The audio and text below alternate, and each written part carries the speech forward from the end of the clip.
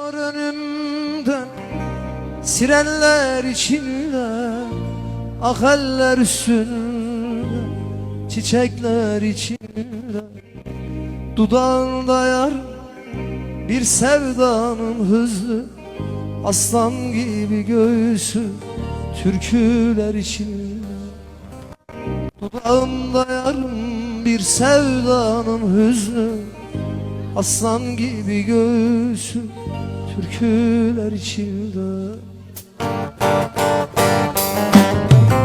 Rastlardım avlu hep volta atarken, cigara içerken yahut coblanır. Kimseyle konuşmaz, dal gibi titrerdi, çocukça sevdiği çiçeği sular. Kimseyle konuşmaz, dal gibi titrerdi, çocukça sevdiği çiçeği sularken. Diyarbakırlıymış, adı Bahtiyar, suçu saz çalmakmış öğrendiğim kadar.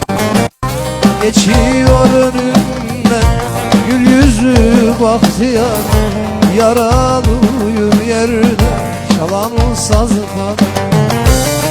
Geçiyor önümden gül yüzlü Bahtiyar, yaralı yerde kalan sazı kadar.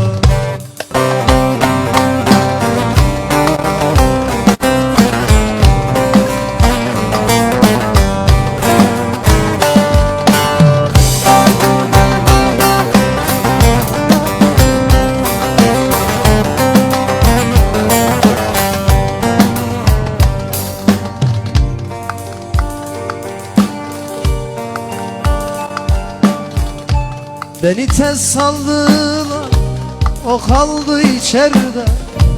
Çok sonra duydum ki Yozgat'ta sürgünde.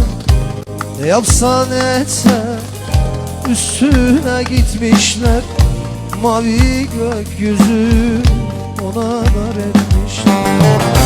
Ne yapsa ne etse üstüne gitmişler, mavi gökyüzü ona dar etmişler. Gazetede çıktı 3 satır yazıyla, uzamış sakalı, çatlamış sazıyla. Birileri ona ölmedin diyordu, ölüm ilanında hüzünle gülüyordu. Birileri ona ölmedin diyordu, ölüm ilanında hüzünle gülüyordu. Diyarbakırlıymış, adı Bahtiyar, suçu saz çalmakmış öğrendiğim kadar.